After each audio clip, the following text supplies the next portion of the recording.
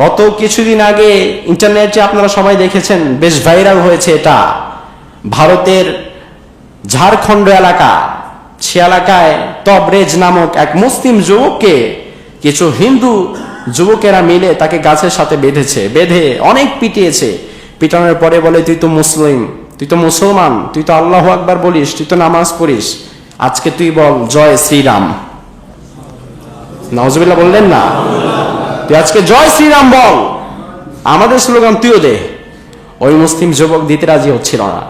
ও মিয়া 5-6 জন মিলে বেধড়ক পিটাচ্ছে, পিটিয়ে নাস্তানাবুদ করে ফেলতেছে, তার মুখ থেকে জয় শ্রীরাম এই ধ্বনিটা একবার বের করার জন্য।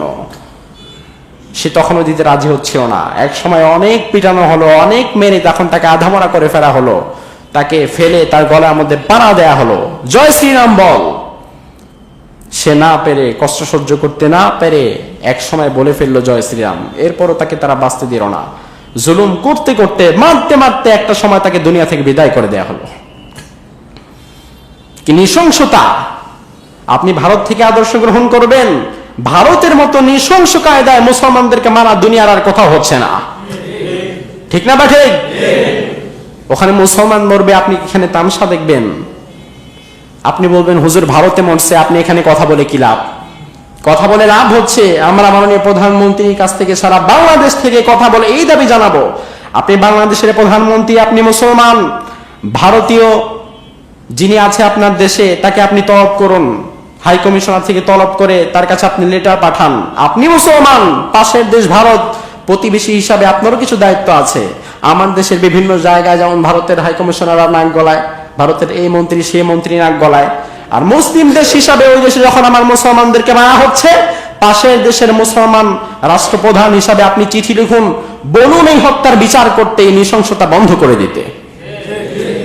বিচার চাইতে হবে, আপনাকে বিচার চাইতে হবে।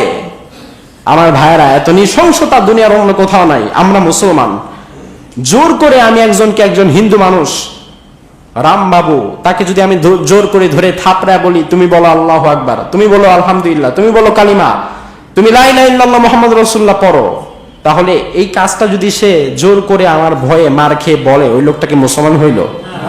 হইল?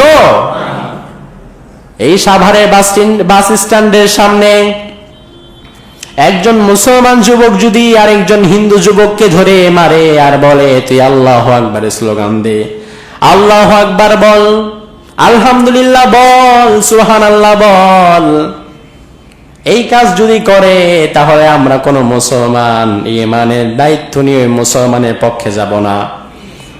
এই কাজ যদি কোন মুসলমান বাংলাদেশে করে, কোন হিন্দুকে যদি জোর করে আল্লাহু আকবার বলতে বাধ্য করায়, আমরা তখন ওই মুসলমানের পক্ষে যাব না, ওই হিন্দুর পক্ষে দাঁড়িয়ে ওই মুসলমানের বিপক্ষে আমরা প্রতিবাদ করব। ঠিক কিনা? এটা হচ্ছে ইসলাম। আমার ইসলাম আমাকে শিখিয়েছে, দিনের ব্যাপারে লা ইকরাহা ফিদ্দিন, কোন জবরদস্তি নাই। তুমি কাউকে ধইরা মাইরা পিটায়া কালিমা পড়াবা, মুসলমানাবা, এরকমের কোন সিস্টেম ইসলামের মধ্যে নাই। আল্লাহ রাব্বুল আলামিন ওই তবরেজ নামে যে যুবক শহীদ হয়েছে, মার খেতে খেতে মরে গিয়েছে, দুনিয়া থেকে বিদায় হয়ে গিয়েছে, তাকে তার গুনাহগুলো মাফ করে দিয়ে তাকে জান্নাতের মেহমান বানিয়ে নিক। আর এইভাবে সারা বিশ্বময় মুসলমানদের উপরে যারা অত্যাচার করছে, জুলুম করছে, আল্লাহ রাব্বুল আলামিন যেন তাদের প্রত্যেকের জন্য, তাদের প্রত্যেকের প্রতিশোধের জন্য, ইন্তিকামের জন্য যেন আল্লাহ রাব্বুল আলামিন নিজে যথেষ্ট হয়ে যায়। বলেন আমিন।